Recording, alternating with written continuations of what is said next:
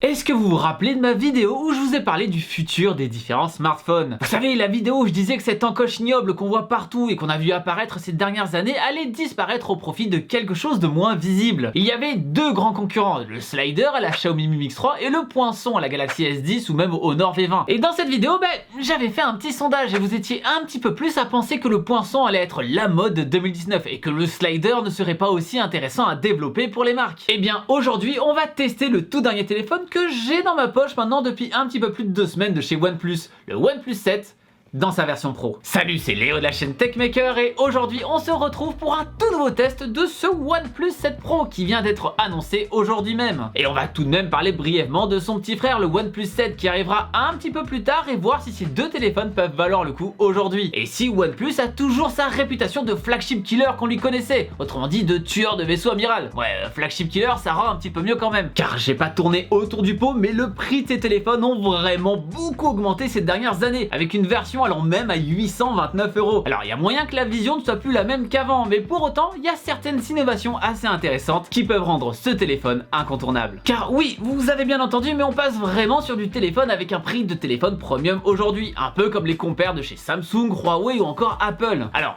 on est quand même en dessous de cette fameuse barre fatidique des 1000 € que beaucoup de marques ont malheureusement dépassé de nos jours. Mais à 709 € la version 6Go de RAM et 128 de stockage, 759 € la version 8Go et 256 et 829 € pour la version 12Go de RAM, oui j'ai bien dit 12Go et 256 Go de stockage, il y a de quoi pleurer en se rappelant du prix du premier OnePlus qui était quand même vendu à 269 € je le rappelle. Bon, il n'y avait que 16 Go de stockage certes. La version que je vais tester dans cette vidéo est d'ailleurs celle avec la configuration la plus puissante, soit les 12Go de RAM et les 256 de stockage. Honnêtement, je pense que de telles capacités ne seront pas très utiles à la grande majorité des cas. Préférez donc aller sur les deux premières versions car celle-là est vraiment finalement ciblée pour les power users, qui sont par définition moins nombreux. Déjà, je sais que vous aimez bien ça, alors on va voir ce qui est fourni dans la boîte de ce petit pépère. Par contre, les rushs de mon vrai unboxing sont corrompus. Faites comme si c'était vraiment une première ouverture, d'accord? On est sur une boîte assez classique avec toujours la même recette chez OnePlus. Une protection standard, le téléphone, encore heureux, et un chargeur rapide avec la technologie justement Warp Charge dont on va reparler un petit peu plus tard. Un contenu assez succinct, ce qui va nous permettre de nous intéresser directement au téléphone. On est ici sur une dalle OLED HDR10+ de 90 Hz, oui j'ai bien dit 90 Hz, c'est quelque chose d'extrêmement rare sur le marché pour le moment, de 6,67 pouces avec une résolution Quad HD+ de 3120 par 1440. Histoire d'avoir un ratio screen to body le plus minime possible, l'écran est incurvé pour ainsi avoir une surface recouverte plus grande, avec effectivement très peu de bords en haut et en bas de l'appareil. Grâce à tout ça, on se retrouve à un ratio de 88,6%, ce qui fait de ce téléphone un des téléphones avec le plus de sans bordure des sans bordures, même si ça veut pas dire grand chose, mais vous avez compris. Et comme vous avez pu le voir, pas de caméra frontale à caler sur l'écran car ce petit slider mécanique est là et donc encore un gain d'espace. Ici, pas besoin d'un mouvement comme avec le Mi Mix 3 puisque dès que la caméra frontale sera sollicitée, cette dernière va ressortir automatiquement. Derrière, elle se rangera d'elle-même une fois qu'il n'y aura plus besoin de l'utiliser. Et n'essayez pas d'ailleurs de la ranger vous-même parce que certes vous allez pouvoir le faire, mais elle va pas vraiment kiffer et donc vous allez un petit peu vous faire gronder. Au niveau performance, c'est le tout nouveau de chez Qualcomm qui est là-dedans, le Snapdragon 855. En testant ça sur Antutu, que j'arrive jamais à prononcer, on se retrouve avec un score de plus de 370 000, ce qui vous permettra de jouer sans problème à tous les derniers jeux qui viennent de sortir. Et même bien plus encore, là on est clairement armé pour le présent, mais aussi pour les quelques années à venir. Bon, honnêtement, pas vraiment de grande surprise à ce niveau-là, ça fait déjà bien longtemps qu'on est passé à des machines de guerre dans nos smartphones. Et je pense qu'aujourd'hui, il y a quand même pas mal de gens qui ont un téléphone qui est quand même bien plus puissant que leur ordinateur, que ce soit fixe ou portable. Du moins sur certains aspects. Ce qui est néanmoins notable, c'est la chauffe du téléphone qui est quasi inexistante lors des jeux les plus gourmands. C'est toujours là où ça peut pêcher un petit peu, et bien là il y a moyen d'avoir les doigts au frais un petit peu plus longtemps. N'empêche que ce petit chipset est quand même sollicité car le téléphone va avoir besoin d'un nombre d'images par seconde plus conséquent que la moyenne. On passe enfin à des écrans qui dépassent les 60 Hz conventionnels sur du grand public et ça c'est une très bonne nouvelle. Certes on n'est pas encore sur du 144 Hz comme on pourrait trouver sur pas mal d'écrans de PC gaming, mais avec ces 90 on commence à s'en approcher. Il y avait déjà le Razer Phone qui avait tenté d'aller sur le terrain du 120 Hz mais son look gamer en a refroidi plus d'un. En plus plus du fait que le reste de ses performances ne suivait pas forcément. Là, on a un réel sentiment de fluidité supplémentaire où qu'on soit sur le téléphone. Alors certes, ça se verra pas forcément à la caméra parce que justement la vidéo que je tourne en ce moment même est en 60 fps, donc par défaut on ne profitera pas de cet avantage de l'écran. Mais en dehors de ça, c'est un peu le même sentiment que de passer d'un écran 60 Hz à un écran 100 ou 144 sur PC. On ne pensait pas en avoir besoin, mais une fois qu'on a fait le pas,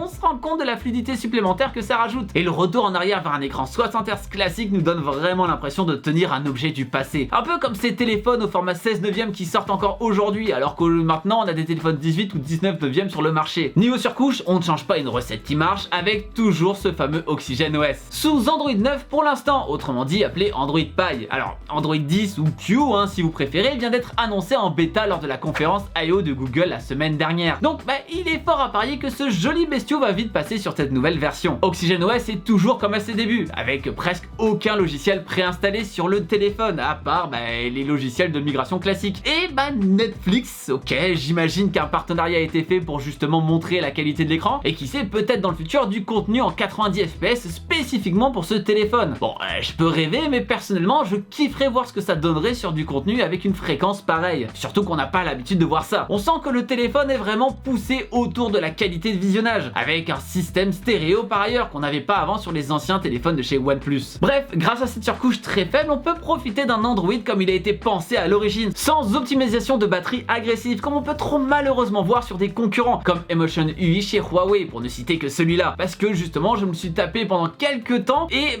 honnêtement c'est peut-être pas forcément très agréable. Et certes la batterie est bien plus longue, mais au prix d'une expérience d'utilisateur gâchée. Mais du coup, en parlant de batterie, ça vaut quoi sur ce OnePlus 7 Pro? Car après tout, avec une résolution Quad HD+, et un écran 90 Hz, on est sur l'un des écrans les plus énergivores comparé à des écrans OLED plus classiques. Donc il va falloir une batterie bien plus décente et conséquente. Ici c'est 4000 mAh annoncé, et de mon côté, je tiens la journée avec en l'utilisant de manière régulière. Mais je ne pense pas que j'arriverai à tenir 2 jours complets avec la même utilisation. Après dans une journée je dois aller sur les réseaux sociaux, lancer quelques vidéos par-ci par-là, et je sais ça peut paraître étonnant, mais des fois je téléphone avec. Je trouve que ça reste correct pour une utilisation qui se veut classique, voire qu'on pourrait qualifier de semi-intensive, et donc j'aurai pas trop de problèmes dans la journée, même si je vais devoir le recharger le soir dès que je rentre. Et pour parler de la recharge, on a accès à la recharge rapide grâce au Warp Charge, avec une charge à 30 watts. Le temps de charge est d'environ 45 minutes pour ma part, pour passer de 10 à 90%, et donc recommencer une journée pépouze. On n'est clairement pas sur la recharge rapide la plus hallucinante du marché ici, étant donné que d'autres constructeurs arrivent à envoyer du 40 watts par exemple. Après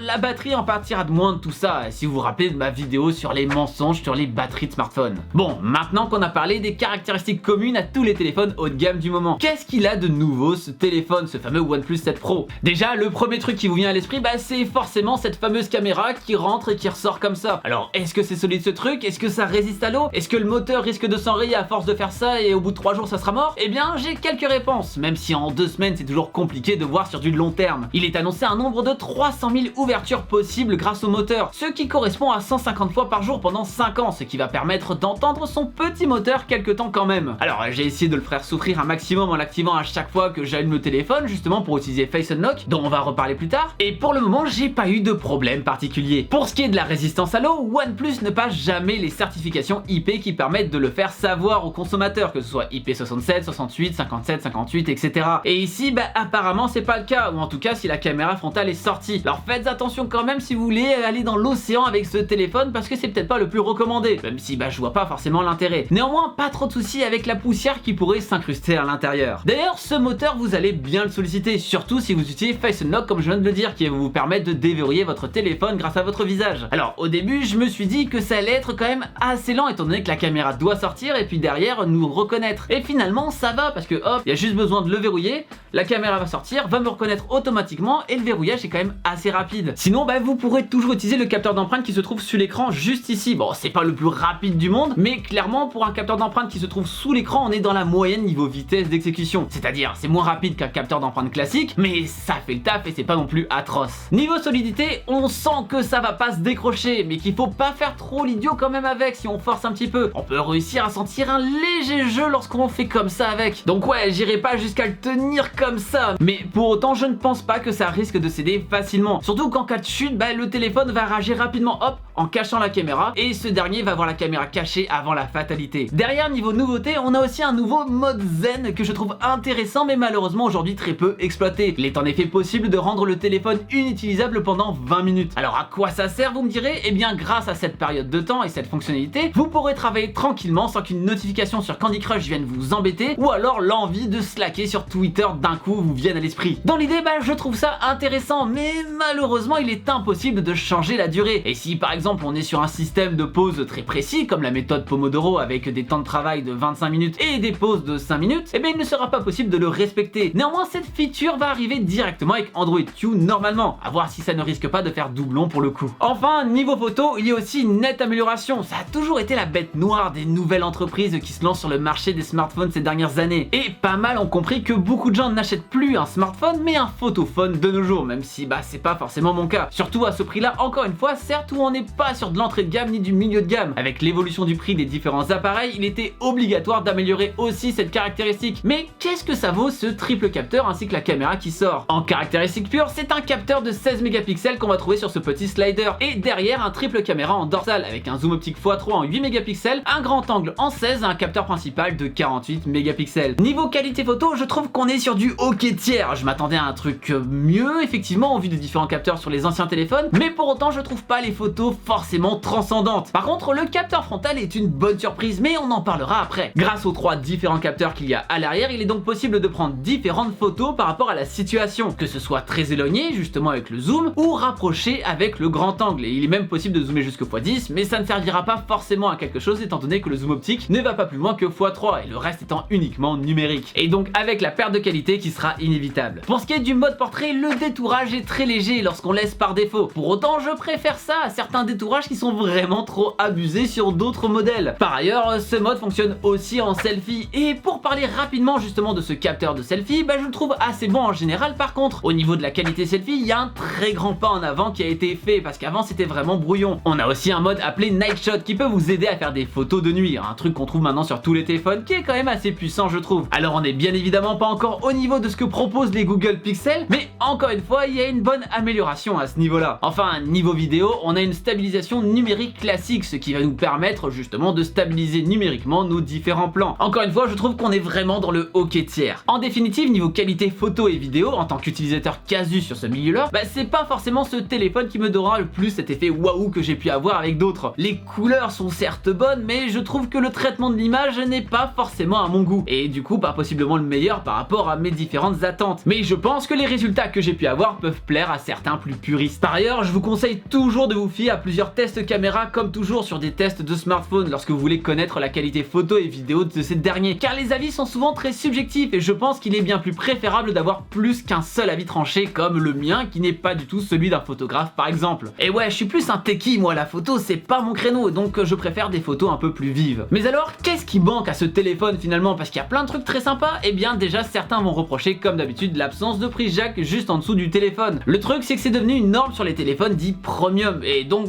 c'est pas étonnant qu'ici aussi elle soit absente. Le point par contre qui me chiffonne un peu plus de mon côté, c'est le manque de recharge sans fil encore une fois, car comme d'habitude la firme ne souhaite pas passer à cette technologie car trop lente, trop dangereuse pour la batterie, bref pour plein de raisons diverses et variées. Sauf que le truc c'est qu'elle est pas là. Et là je peux reprendre l'argument de la fluidité des écrans qu'on est habitué à du 90 et qu'on repasse à du 60. Et bien passer sur un téléphone de chez OnePlus peut être assez contraignant. Je vais vous donner mon exemple personnel, mais j'ai toujours eu l'habitude de poser mon téléphone, le Huawei Mate 20 Pro que j'avais jusque là sur sa base, à côté de ma montre juste ici pour tout recharger et ainsi être à bloc dès que je sors. Et j'ai toujours le réflexe avec ce téléphone là, mais malheureusement ça ne fonctionne pas. Il faudra donc obligatoirement s'accoutumer du câble pour recharger la bestiole et donc c'est moins pratique. Mais est-ce si important sur ce modèle? Et bien là où à l'époque OnePlus était considéré comme le flagship killer, aujourd'hui au vu de ce tarif on ne peut plus être aussi tolérant qu'avant. Et c'est donc un point négatif à réellement prendre en compte si ce dernier vous intéresse et que vous êtes habitué à la recharge sans fil. Bref, qu'est-ce qu'il faut en conclure de ce téléphone? Et bien malgré ce manque de recharge sans fil qui vraiment me trigger au plus haut point, force est de constater que ce OnePlus fait très fort cette année. Le 90 Hz pour avoir une meilleure fluidité, le slider motorisé pour éviter la notch et avoir un screen to body ratio le plus élevé possible, ou encore ce mode zen pour travailler plus tranquillement. Beaucoup d'innovations sont là et malgré ça on n'est pas sur le plus cher du marché. Il y a de vraies innovations sur un nouveau téléphone, quelque chose que j'ai pas mal regretté ces derniers temps, car si on n'est vraiment pas un aficionado de la caméra, on restait un peu sur sa faim sur les derniers modèles qui sortaient de nos jours. Encore une fois, le 90 Hz est un vrai plaisir sur un écran qui est presque borderless et vraiment c'est quelque chose que j'espère voir de plus en plus. Malheureusement la marque s'est tout de même éloignée de son message message d'origine avec justement ce Never Settle et ce flagship killer. Et je peux comprendre que certains soient déstabilisés. Mais du coup, le vrai flagship killer, est-ce que c'est la version classique, le OnePlus 7 donc, qui a été annoncé au même moment? Mais je suis pas certain non plus. Alors je l'ai pas sous la main malheureusement, j'ai uniquement le OnePlus 7 Pro, mais on sait tout de ce dernier. On retourne à l'encoche, du 60 Hz, c'est un design un petit peu plus classique. Et tout ça à des prix de 559 et 609 € par rapport à la version que vous souhaitez. Ça va toujours se jouer sur la RAM et le stockage. Honnêtement, je trouve que ce téléphone n'est qu'un refresh pas forcément utile du OnePlus 6T, qui était déjà clairement un refresh du OnePlus 6 avec une encoche plus fine et un chipset plus actuel, avec seulement encore une fois l'amélioration du processeur en passant du Snapdragon 845 au 855 et des nouvelles caméras. Mais en dehors de ça, rien de transcendant. Je pense pas que ça vaille le coup et que cet entre-deux soit viable, surtout à une époque où le OnePlus 6T se trouve dans les 450 € et je parie qu'il va encore descendre avec justement les nouveaux OnePlus 7 qui viennent d'arriver, qui pour le coup, le OnePlus 6T est un vrai flagship killer. Et c'est ce qu'on regarde en premier sur un flagship killer, c'est bien sûr le prix. Et donc à mon avis, il est soit préférable de prendre un téléphone de ce style, ou alors de passer directement au OnePlus 7 Pro, mais de ne pas aller sur l'entre-deux qui est le OnePlus 7. Après, encore une fois, le téléphone n'est pas encore sorti, donc je peux possiblement me tromper et avoir une très bonne surprise. Je sais pas si je ferai un test de ce téléphone en particulier, mais si ça vous botte, n'hésitez pas à me le dire. Mais bon, je sens vraiment une envie d'évoluer vers les plus gros marchés de la firme, ce qui peut se comprendre au vu des derniers modèles qui se ressemblaient énormément, en tout cas à mon goût. Et vous alors, vous pensez quoi de cet écran 90 Hz et du slider motorisé? Est-ce que c'est une bonne idée de se diriger vers ça pour les prochains smartphones qui vont sortir cette année 2019, ou finalement vous trouvez que les constructeurs sont à court d'idées? Eh bien, n'hésitez pas à me dire tout ça dans les commentaires juste en dessous de la vidéo. Merci en tout cas d'avoir regardé cette dernière. Si elle vous a plu, hop, le petit pouce bleu de l'amour en dessous de la vidéo pour me le faire savoir. N'hésitez pas non plus à partager cette dernière un maximum à tous ces gens qui se demandent si ce OnePlus 7 ou le OnePlus 7 Pro sont des téléphones viables pour cette année. Et bien sûr, si ce n'est pas déjà fait, abonnez-vous à la chaîne en cliquant sur le logo qui vient d'apparaître juste là. C'était Léo de la chaîne Techmaker et surtout, n'arrêtez jamais d'apprendre. Salut!